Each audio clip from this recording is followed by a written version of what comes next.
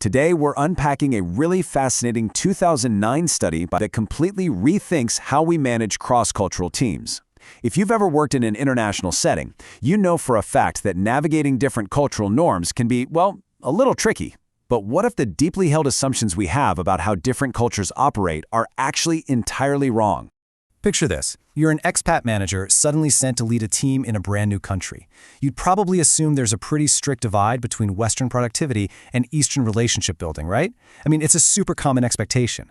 We tend to just assume that managers from the US are hyper-focused on completing tasks as efficiently as possible, while employees in the Philippines are mostly focused on getting along with their coworkers, maybe even at the expense of those very tasks. But as we're going to see, the data paints a completely different picture. So, to bust these stereotypes, we're going to quickly look at culture in the workplace, break down high versus low context communication, and trace the roots of Filipino and American values. Then, we'll hit the surprising data from the study and wrap up with some actionable tips for global managers. All right, Section 1. Culture in the workplace. Barriers or opportunities? Look, for international managers, totally getting the subtle nuances of your team's culture, that is the literal difference between pulling your hair out in constant frustration and absolute seamless synergy. It can be a massive barrier or a huge opportunity. We really have to start by defining what culture actually is in a business context. Dutch anthropologist Geert Hofstede famously called it the collective programming of the mind. The key takeaway there is that culture isn't biological, it's learned. It's like software for your brain. You are programmed with certain values by your family, your school, and your community from day one, and you carry that exact software right into the office. Moving on to Section 2, high versus low context, how we communicate. This mental programming profoundly changes how we talk to each other. Anthropologist Edward Hall categorized this as cultural complexity. Over in high-context cultures like the Philippines, you've got this heavy reliance on subliminal understanding. Reading the room, social cues, body language, and what is left completely unsaid are just as crucial as the words being spoken. But over in low-context cultures like the United States, everything needs to be explicit and clear. If you mean it, you say it, or you write it down. You can instantly see how a manager used to that explicit style might totally misread an employee from a high-context background.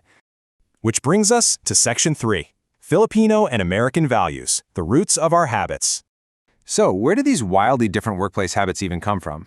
Well, you have to look at the historical DNA. The Philippines, for example, is this incredibly rich, heterogeneous mix. You start with deep Indian, Hindu, and Buddhist influences in the pre-Hispanic era. Then boom, over 300 years of Spanish-Mexican colonization layering in these really deep religious and folk traditions. And then finally, from 1898 through World War II, U.S. colonization brings the English language and Western corporate pop culture into the mix. It creates a deeply complex social fabric that blends indigenous roots with centuries of diverse foreign influence. And this exact history forged a society built on extreme group cohesion. Extended family and community support basically drive all behavior. You see this in core traits like bayanihan, which is this amazing spirit of community alliance where neighbors just drop everything to help someone in need, no questions asked. Or pakisama, which is the strong desire to just get along and maintain harmony. And utang na loob, a really profound debt of gratitude. Above all, the family acts as the ultimate social welfare system, and those ties are upheld above everything else. There's a quote from 1997 by Ramirez that totally hits the nail on the head regarding this friction. The symbol of the popular culture is food, while that of the dominant system is money. Think about that. Food is all about relationships, personalism, and sharing. But money? Money is the cold, impersonal, universalist metric of the Western corporate bureaucracy. Dropping relationship-driven workers into that impersonal machine is a major, major challenge for any organization. Now, flip the script.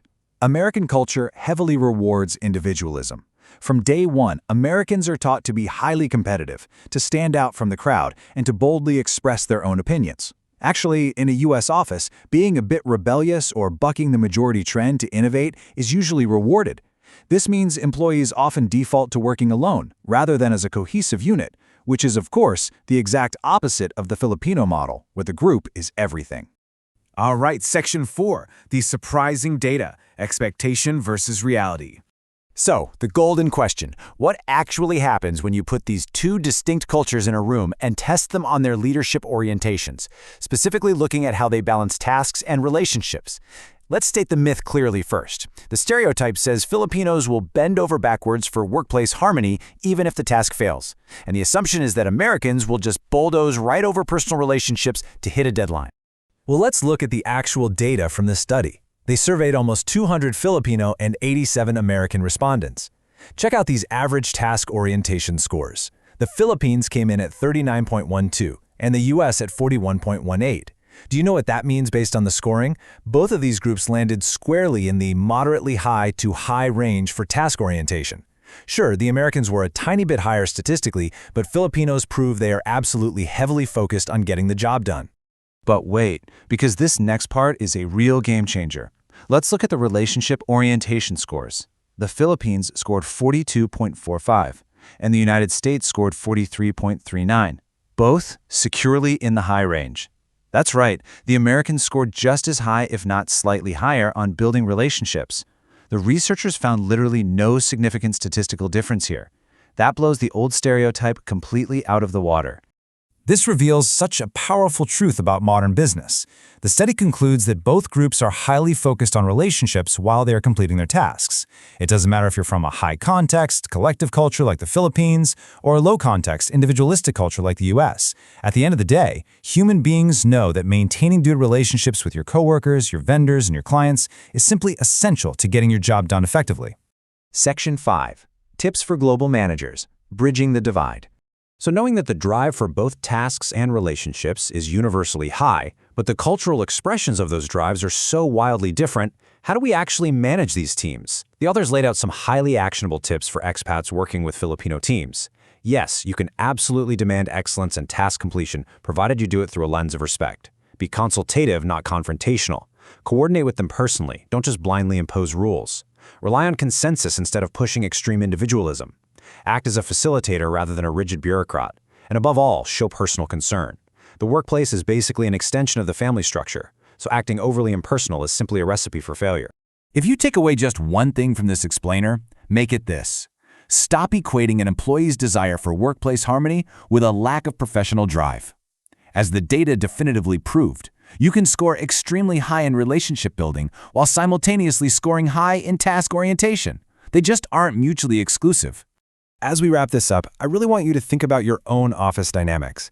How might your own cultural programming be creating blind spots for you right now?